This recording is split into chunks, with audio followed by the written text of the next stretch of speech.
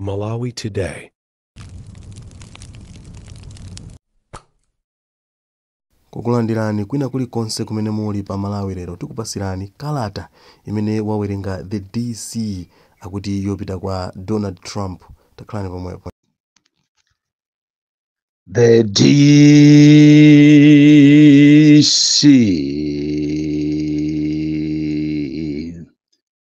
Dear Malawians, here with me a letter that has been written and forwarded to the President of the United States, Donald J. Trump, and other world leaders to court their attention and action regarding the issues surrounding Malawi. This letter has been also copied to the Prime Minister of the United Kingdom. It has also been copied to all ambassadors, high commissioners represented in Malawi. And here it reads: Dear Mr. President Donald J. Trump, concerns about political violence in Malawi. We are writing to express our deep concern about the escalating political violence in Malawi, particularly the attacks on the opposition parties by the Malawi Congress Party sponsored thugs under the leadership of President Lazarus Chakwera. As Malawi prepares for the upcoming elections, we urge you, sir, to intervene to promote peaceful and democratic processes. The recent incidents of violence of attacking civil servants who were exercising their rights through peaceful demonstrations in demanding for fair wages were very, very unfortunate. These people were hacked by the MCP thugs whose identities are known yet have not been arrested, charged and brought to court. What the Inspector General of the Malawi Police did was to fake an arrest that only lasted for 30 minutes, or for the fear that America and Britain would stop funding the Malawi Police and the Malawi Defense Force institutions. These two institutions lack professionalism as they continue to worship politicians. We have witnessed members of parliament from the opposition, their vehicles being smashed while attending National Assembly. Mr. President, footages were released, but nothing has happened up to now.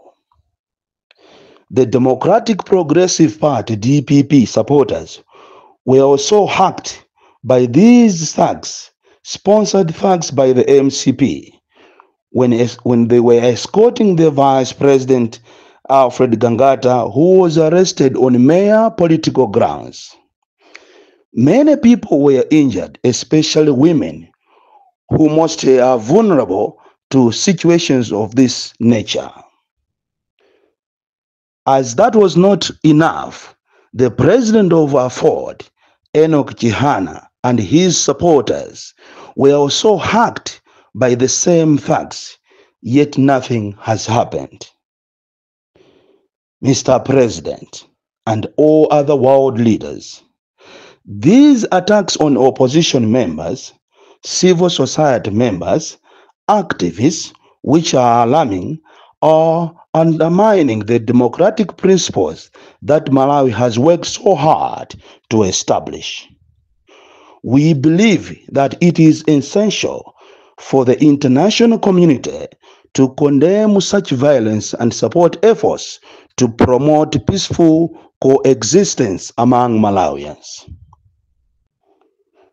We request that you, sir, publicly condemn the political violence in Malawi and urge all parties to respect democratic principles and human rights.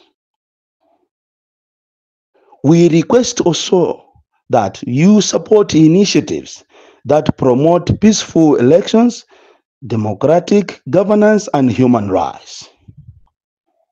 Engage Malawi Electoral Commission and direct that an independent auditor be hired for proper effectiveness of the upcoming elections. Encourage the Malawi government to take concrete steps to prevent further violence and ensure accountability for those responsible. To engage and urge the Malawi Police and Malawi Defense Force to be more professional and apolitical or stop funding them. Mr. President, we believe that your leadership and influence can make a significant difference in promoting peace and democracy in our country, Malawi. We furthermore want to emphasize the dangers of political violence, especially as Malawi heads into elections. The consequences of political violence can be devastating, leading to the erosion of democratic principles, human rights abuses, and social unrest. It can also create a culture of fear and intimidation, where citizenry are reluctant to participate in democratic processes. Moreover, political violence can have long-term effects on social fabric of the nation, leading to divisions and mistrust that can take years to heal. We thank you very much, Mr. President, for your attention to this matter. You are sincerely Bon Kalino on behalf of many Malawians who are voiceless. In the kalata imene ndalemba komanso gulu la Malawi First kutumiza kwa President Donald Trump wa ku America komanso atsogoleri ena a maiko osiyanasiyana ngati ku Britain komanso ma ambassadors, ma commissioners amene akuyimirira maiko awo kuno ku Malawi. Izi zikuchitika mu nyengo imene tikukonzekera zisankho za 2025. Zimene andale ambiri makamaka a chipani cha MCP akuzitenga kuti iwo ndi madolo ndipo akhoza kumapanga china chilichonse wilenire. Tikufuna tipereke warning kunena kuti ngati nkhani zimene zizi za violence siziyang'anidwa ndi diso labwino, kuno ku Malawi kukhala ziwawa, kuno ku Malawi kukhala a lot of violence chifukwa cha atsogoleri amene ndi olephera, akulephera kuvomereza kulephera kwawo. So kairo tili ndi ma MP amene amaoneka ngati ndi ma MP makamaka au aku opposition, amene amaoneka ngati ndi ma MP aku opposition koma usiku amakhalanso ma MP akuboma. Izi ndikunena posatira budget imene yapita posachedwa, imene yapasidwa yachitidwa passed in parliament, imene ndalama zonse zija ndi za munthu mmodzi ndi mkazache. Izi zachitika chifukwa cha usogoleri kapena asogoleri a nyumba ya malamulo amene tili nawo koma ndi oganiza moperewera kwambiri. Ndafuna ndiulule pano kunena kuti asogoleri ambiri amene ali ma members of opposition makamaka aku parliament amayima ndi miyendo iwiri. Momuja muli asogoleri a opposition amene amalandira ndalama kuchokera kwa ma ministers. Ndipo ma ministers wanachita kugawana kuti iwe ine nkhani yanga ndikayima ondisapota ndi ino. Ndipo awina yonso amati akayima amamusapota ndi gulu lina. Chimene ndadziwa ine nichonena kuti ngati kuli anthu ovutikisisa kwambiri amene sayang'ana ziko salabada ndiye ndi ma MP, anthu amene amangoyang'ana makobiri basi. Ndizomvesa chisoni kunena kuti nyumba ya malamulo imene ine kuti izichita digesting nkhani ndikuziyang'ana nkhani bwinobwino so critically ikulephera to deliver chifukwa cha asogoleri amene moyo wawo ukungoyang'ana pa ndalama. Mavuto ena amene akubwera muno mu Malawi muno it's not because of MCP. Mavuto ena ndi ya deliberate akubwera chifukwa cha asogoleri aku opposition amene amanama kuzipani kwawo kuti iwowo ndi a opposition kumangoanamiza atsogoleri awo, koma zili zinkhanira zenizeni zimenenso zimapereka sapoti monga mmene aperekera sapoti ku budget imeneyi imenenso pano ndi mabiliyons ochuluka. Mmezi 5 idyedwe mabiliyons amenewo adyedwe, chikhaliro ni chikumalayi kunoko kuli mavuto woopsa, mankhwala muchipatala mulibe, ma conditions a education yathu very worrying, koma yet atsogoleri we are there to back mediocrity, we are there to back corruption, we are there to back uchisiru umene ukuchitika ndi boma imene lili la MCP. Ndafuna ndipereke warning kunena kuti muzipani zambiri mulibemo democracy, ndipo ngati simusamala inu a opposition kamu 2025 muzalira kwambiri. Pamwe pamene muzalira inu amene muli a genuine, muziwe kuti kuli anzanu konko amene ataziza sangalala. Chifukwa malipoti maumboni ndili nawo kunena kuti ngakhale bili yomweja ya age bill ija, a opposition members ndi amene amayimba mafoni kumayimbira anthu amenewo kuti mungotipasa 10 million ine ndikayima, mungotipasa 20 million, mutipase 30 million, nkulu amene chatimuchosa ine ndikayima mu parliament ndikanene. A opposition omwewo anthu osusuka kwambiri, anthu omvesa chisoni, alibe welfare ya Malawi, alibe kuyang'ana kuti Malawi akuzunzika, ndiye ife tikayime nji tikakhale very tikachite gadi democracy jealously tingonamiza nako. That is why muzipani zambiri even democracy mulibe.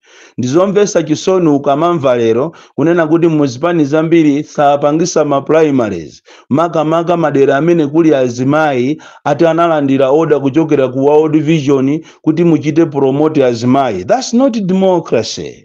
Zimayi amayenera apangidwe support, yes, koma akawina ma primaries ndiye kuti mukuyenera muchite protect kuti akawine pakana zisankho general election, not kuma primaries. And izizi ndikufuna ndikuchite niwoni maka inu a UTM, a DPP, komanso a UDF kunena kuti ngati simubweresa umozi muzipani zanu, muziwe kuti 2025 ndi waja balalikani, kukhala ma independent ambiri chifukwa chosafuna kuvomereza democracy. Zipani zikulu ndi zimene zikufuna kupha democracy by allowing mediocrity kuti izipitirira. Palibe amene ali wamuyaya kapena palibe amene ali dolo kuti amene isangapite ku primary. Aliyense akuyenera kupita ku ma primary. Andi ngati mukunena kuti ma primary zikulibe kumadera kwanu, ndi chifukwa chani malo la mashadow ndikumagula ena saluza chipani? Andi ngati mmadziwa kuti kumene koko muli ni munthu amene mukufuna kuti ayimirire, ndi chifukwa chani malo la ena ndikumapanga nawo participate ma activities a chipani chanu. Izi ndikunena izizi muzalira monga amene akulirira anzanu walero. Awasavuka sopano ndikumakhala nawo pakana ma program ama celebrity kuti ziko liaziwe. Deire ku State House kumangokhalira kokhala anthu, kumangobwera anthu osiyana, azimayi, anyamata, kudya kumene kwa maphando kuchuluka ndikumalandira ma 20,000. Komanso inu a opposition mwalomo kuti mukanakhala pamozi ndikuyang'ana zikuchitikazi, chifukwa aliyense amene akupita kumene kuchako akumamuuza kuti abwerese chovotera. Kodi chovotera chimene chakupita nacho kocheza konko, akupita nacho kuti akapange chani? Lero muzakalephera zisankho muzalira kumazati nyasa kuti atibera yeti ndizofuna zanu. Munayenera mukhale pamozi. And izizi mukumakulirana mitima zikuta tikufuna round 1 tiende alese paekha komano round 2 ndiye tizakhalire limozi. Wakuuza ni ndani kunena kuti kuzakhaso round 2? Nanga anzanu watakhala kuti apanga zimene akupangazo ndikuwiniratu round 1 muzapanga bwa? Ife atsogoleri omvesa chisoni, anthu aku Malawi omvesa chisoni, simungakhale pansi ndikuona amene akuvutikira Malawi, ndikupanga the needful kuti anthu amene wachoke mboma, chifukwa enough is enough. Ku Malawi kuno anthu akuzunzika kopsa. Mwina mupangira kuti inu muli ni makobiri anu amene mukumagawana ku parliament, ma 68 million amene mwalandira. ndikukachita pasi budget yomvesa chisoni after mutalandira ndalama osabwera ku parliament. Ena okumaona kuti koma awa anali ndani awa, ndipo inu members of parliament mukati muzikumbukira kumene mwachokera. Ena anu munkaenda pa njinga kumachita kunyamulidwaso njingayo musakuiziwa. Ena anu mutati mukumbukire ti magalimoto tanu mukampangira inu kampeni, lero mukuyenda magalimoto opuma mwaiwala where you came from. Ili ndiziko munayenera kupanga the needful. That is why tikamanena kuti ngati kuli organized crime ndiye ndi kunyumba ya malamulo, ngati kuli anthu okuba, ngati kuli institution imene ikuba ndalama ndiye ndi ku parliament kuja chifukwa anthu amangochita pasi china chilichonse. No wonder mukamumva Suleiman uja amalankhula zinthu zenizeni zimene zikuchokera pasi pache pa mtima. Tikanakhala ndi ma MP ngati amene ajawo, ziko lili bwino kwambiri. Koma ma MP ambiri even mu DPP ni mbava zokhazo mbava ango munamiza mutalika. Andi uku kuluchenza uku musamalireko kwambiri chipani cha DPP. Musamale kwambiri kuluchenza kumene kukutuluka bomba loopsha. If you are not handling my issues ama primary, my issues ama area, and even my issues ama area amene akupita konse in all the constituencies, you need to be careful. If you try and impose someone, chifuka zikuchita kuoneka kuti ma constituency ambiri kuli anthu amene inu mukuafuna, not amene anthu akuafuna. That's the difference. Mutenge anthu amene akufunidwa ndi anthu by conducting free and fair primaries. If you are not doing that, muzalira muzandikumbukira. Born Calendar, the DC, mwana woopsa kwambiri, the most deadly and dangerous child from Njeza village. TM Mabuka box 76, Mulanje, Malawi, Southern Africa. Tili pa ulendo opita kukagawa ufa zakuja kwa anthu amene ndi ovutika, ndipo tithokoze kwambiri anthu aku America mosogozedwa ndi JB amene atipasa katundu wa ma millions potikhulupirira ife Amalawi First. Pamene ena amationa ngati ndi okuba, pamene ena amationa ngati ndi opanda ntchito, pamene ena amaona ngati ndine wachamba, anthu ena amazindikira, amaonamo the potential in me. Choncho tikupita kulikoma kungakhale kuti DC yakumeneko akana chithandizo kunena kuti akufuna tialembereka kalata, ife tipitabe kulikoma tikapereka chithandizo kwa anthu amene ndi ochifuna. Ndizomvesa chisoni kuti tili ndi asogoleri ena amene amazitenga kuti ndi asogoleri ali kwawo uko ndi anthu ovutika koma kukana chithandizo. Ndizomvesa chisoni Amalawi mama uno ndikufuna ndikuziwiseni kuti a DC akulikoma atayimbiridwa foni akana chithandizo chimene tikubwera nacho, ati ofunika tialembereka kalata yo apempha kuti tikufuna tibwere tizapereke chithandizo, kuti tipemphe kuti ife tili ndi chithandizo ndi tifuna tizathandize anthu. Choyambirira ati tialembere kalata. Phone is not enough. Phone sikupempha iya koma ati tilembe official letter yo apempha kuti tikufuna tizathandize anthu. Anthu akulikoma muziwe zimenezo asogoleri anu a DC anu ndi amenewo.